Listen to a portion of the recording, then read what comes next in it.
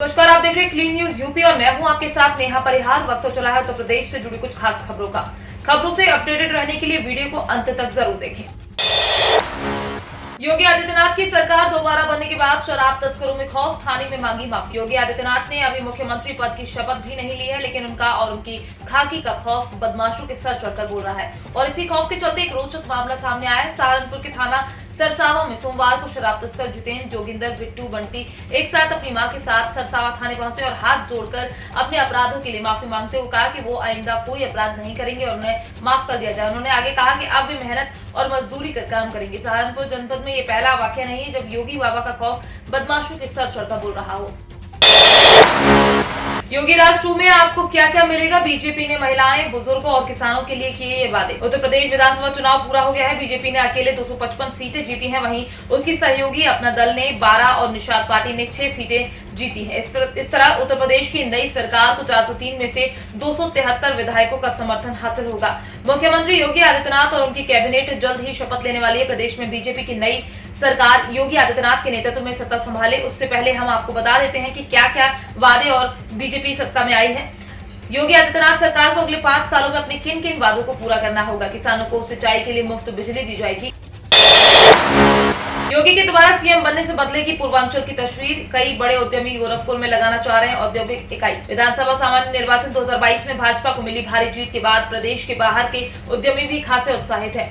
योगी आदित्यनाथ के दोबारा मुख्यमंत्री बनने से उनके मन में सुरक्षा को लेकर विश्वास जगा है और वे गोरखपुर में निवेश के लिए मन बना रहे हैं। दूसरे प्रदेश के उद्यमियों के आने के बाद गोरखपुर औद्योगिक विकास प्राधिकरण में नए निवेश के द्वार खुलेंगे और रोजगार के अवसर भी पैदा होंगे। उत्तराखंड में औद्योगिक इकाई संचालित करने वाले सीए आशुतोष पांडे की नजर विधानसभा चुनाव के परिणाम पर थी।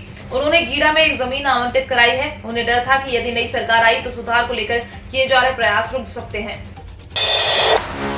The Kashmir files film UP में टैक्स फ्री, कार्यवाहक सीएम योगी ने कर विभाग को दिए निर्देश। चर्चित film the Kashmir files Uttar Pradesh में टैक्स फ्री होगी। कार्यवाहक मुख्यमंत्री योगी आदित्यनाथ ने सोमवार को कर विभाग को इस फिल्म को टैक्स फ्री करने के निर्देश दिए। शासन के एक वरिष्ठ अधिकारी ने इसकी पुष्टि करते हुए कहा कि अधिकारियों को फिल्म को टैक्स फ्री करने का आदेश जारी करने को कहा गया। बता दें कि इससे पहले 6 राज्यों सरकारों ने फिल्म को टैक्स फ्री करने का आदेश जारी कर चुके हैं। इसमें हरियाणा, गुजरात, मध्य प्रदेश, कर्नाटक, गोवा और त्रिपुरा शामिल है।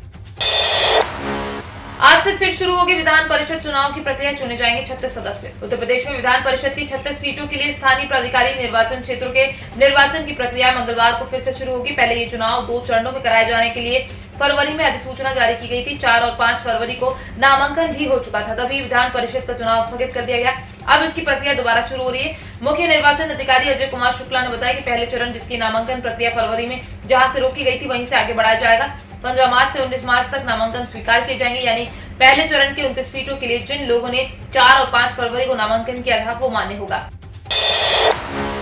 उज्ज्वला के तहत होली पर मिलेगा मुफ्त सिलेंडर। 1.65 करोड़ परिवारों का योजना का लाभ। क्योंकि सरकार उज्ज्वला योजना के तहत इसी होली में पहला मुफ्त गैस सिलेंडर देने की तैयारी में। खाद्य व रसद विभाग ने होली पर गैस सिलेंडर देने के लिए प्रस्ताव शासन को भेज दिया है। प्रदेश में उज्ज्वला योजना के 1.65 करोड़ लाभार्थी हैं। होली पर सिलेंडर देने में सरकार पर 3000 करोड़ का भार आएगा। भाजपा ने विधानसभा चुनाव के अपने संकल्प पत्र में उज्ज्वला योजना के लाभार्थियों को होली और दिवाली पर निःशुल्क सिलेंडर देने का ऐलान किया था। अब पहली ही होली पर इसे देने की तैयारी है। खाद्य व रसद विभाग ने सोमवार को अपना प्रस्ताव शासन को भेज दिया है। इस प्रस्ताव पर मुहर लगने के बाद वित्त विभाग से बजट जारी किया जाएगा और जिलों में सिलेंडर दिए जाएंगे। यूपी पुलिस में भर्ती का अंतिम मौका। 2400 से अधिक पदों के लिए आवेदन की अंतिम तारीख आज। यूपी पुलिस में करीब 2400 पदों पर भर्ती की आज अंतिम तारीख है। आपको बता दें कि यूपी पुलिस के रेडियो संवर्ग में 1374 असिस्टेंट ऑपरेटर, 936 हेड ऑपरेटर, यांत्रिक और 120 कर्मचारी पदों पर भर्ती के लिए आवेदन मांगे गए थे। इससे पहले इस आवेदन की आखिरी तारीख 28 फरवरी थी, लेकिन बाद में उत्तर प्रदेश पुलिस भर्ती एवं पदोन्नति बोर्ड ने आवेदन की तारीख में 15 दिन का इजाफा कर दिया था। इसकी वजह बताते हुए बोर्ड ने कहा था कि आवेदन की अंतिम तारीख में इजाफा यूपी विधानसभा चुनाव और कोविड महामारी के चलते किया गया है। किसानों को मिलेगी सौगात। अप्रैल के पहले हफ्ते में सीएम किसान योजना के लाभार्थियों के खाते में आएंगे 2000 रुपए। अप्रैल महीने के पहले हफ्ते में मोदी सरकार छोटे मझोले किसानों को बड़ी सौगात दे सकती है। होली के बाद सरकार प्रधानमंत्री किसान सम्मान निधि योजना के तहत 2000 रुपए की 11वीं किस्त किसानों के बैंक में खाते में ट्रांसफर कर सकती है। अप्रैल से जुलाई के लिए 11वीं किस्त अप्रैल के पहले हफ्ते में किसानों के खाते में ट्रांसफर की जा सकती है, जिसमें एक बार प्रीमियम देकर साल तक बीमार होने पर इलाज और सुविधाएं मुफ्त है। उन्होंने जिले वासियों से अपील की है कि जिन्होंने चिरंजीवी योजना में पंजीकरण नहीं कराया वे सभी परिवार 850 रुपए का प्रीमियम देकर चिरंजीवी योजना में पंजीकरण करा सकते हैं। सरसों, मूंगफली, सोयाबीन तेलों के भाव औंधे मुंह गिरे। बाजार सूत्रों ने बताया कि मलेशिया एक्सचेंज में 5.5% की गिरावट आई है, जबकि शिकागो एक्सचेंज में लगभग 1.25% की गिरावट है। विदेशी बाजारों में गिरावट के रुख से स्थानीय बाजार में मंदी का रुख कायम हो गया है और लगभग सभी खाद्य तेल तिलहनों के भाव हानि दर्शाते हुए बंद।